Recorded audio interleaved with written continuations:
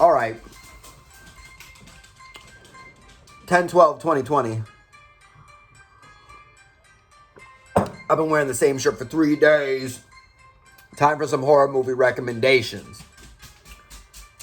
Maybe this time, the dogs won't bark when I'm trying to do this. All right. First up, if you got Tubi, you got to watch this horror classic from the 1960s, directed by Mario Bava, Black Sunday.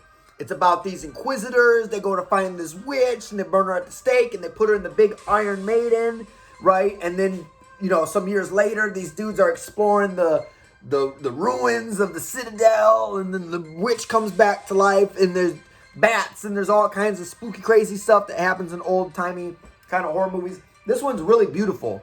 Like, it's shot in black and white, but it's shot in the late 60s. So it's very crisp.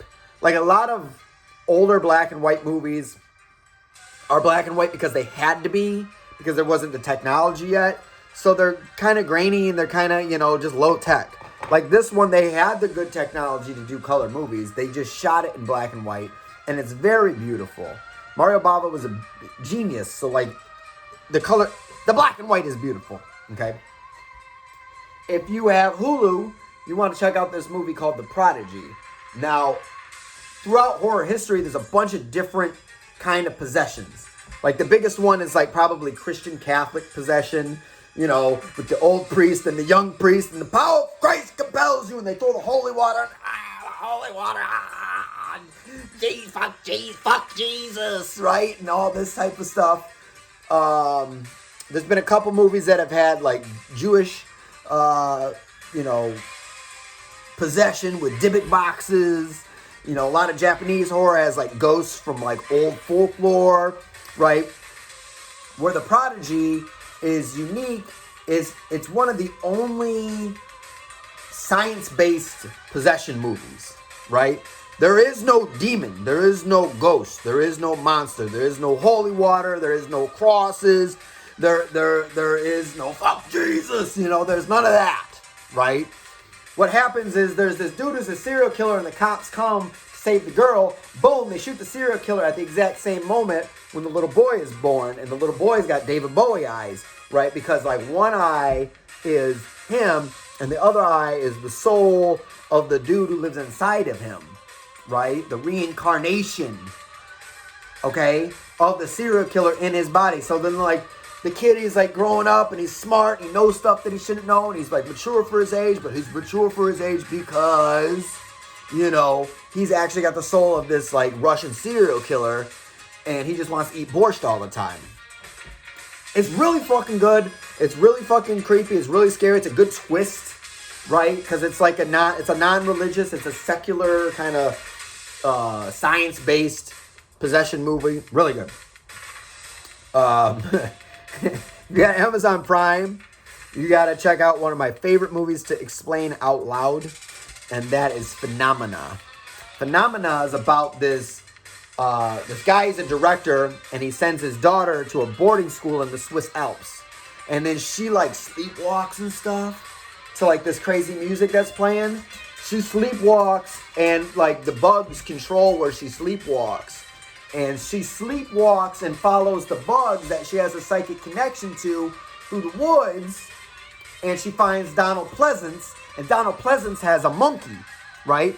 And Donald Pleasance tells her that she's got a psychic connection with the bugs, and because bugs decompose bodies, that she can follow the bugs to learn where the serial killer is hiding the bodies. So she sleepwalks to follow the bugs to find the serial killer who's killing all the, little bad smoking girls. They're always smoking. The bad little girls at the boarding school. She follows the bugs to this house, and they lock her in a room, and she tries to call Donald Pleasance on the telephone, but then the telephone falls down the hole, and then the telephone's got, like, the longest telephone cord you ever seen in your life. It's like 130 feet long, so she follows the cord down the hole to get the phone, and there's a swimming pool full of maggots, and then there's an ugly little boy who looks in the mirror, and you can see he's this ugly little boy, and he chases the girl to get her on the boat, right?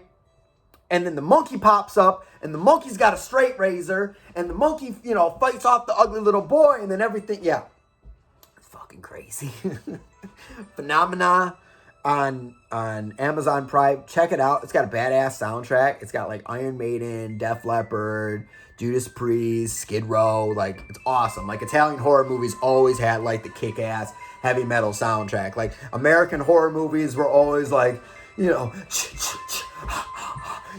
or with the piano with the little violin or the celloso or whatever, Italian horror movies like, fuck it, call Goblin.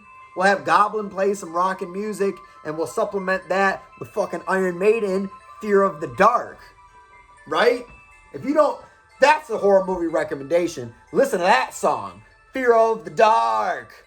Yeah, I got a phobia that something's always near. Anyways, I get fucking distracted. If you got Netflix, the number one movie you need to watch tonight is on Netflix. It's called Sweetheart. It's just like Tom Hanks' Castaway, but instead of it being Tom Hanks, it's this girl gets trapped on an island after a plane crash, and instead of finding a volleyball and having a volleyball friend, she finds a bunch of bikinis that just happen to fit her. So the whole movie, she's in different bikinis, like 13 different bikinis throughout the movie.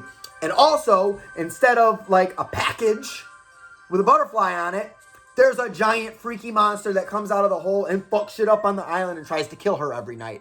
So the majority of the movie is this girl like surviving on the island, right? Wearing fashionable bikinis that just so happen to fit her. Like, there's a whole suitcase full of bikinis. Like, it's the only suspension of disbelief thing in the whole movie. Like, the plane crashes and the only luggage that washes on shore is the fucking bikinis that just happen to fit your ass. Get the fuck on. So anyways, it's just her on the island surviving with the bikinis and the big darkness, black lagoon monster, right? Coming out of the hole in the water to try to kill her, and her trying to escape and her trying to fight the thing. It's really good. It's really tense. It's called Sweetheart. It's on Netflix. That is the number one you should check out.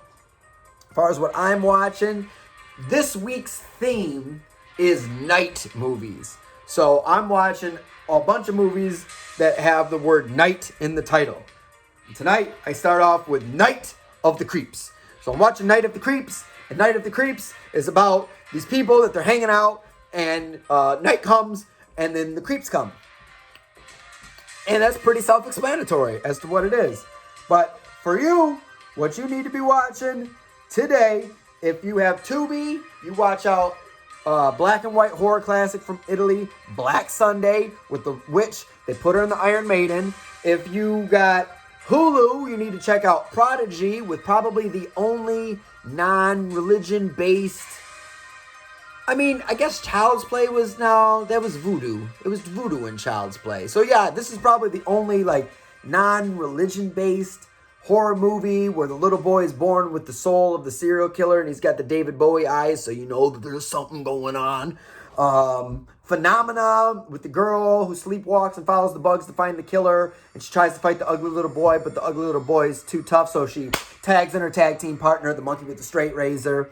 And the number one movie to watch tonight on October 12th, 2020 is Sweetheart, about the girl who finds a suitcase full of a whole bunch of bikinis on a desert island and has to fight a giant Black Lagoon sea version of the Black Lagoon monster. So check them out. Come back tomorrow.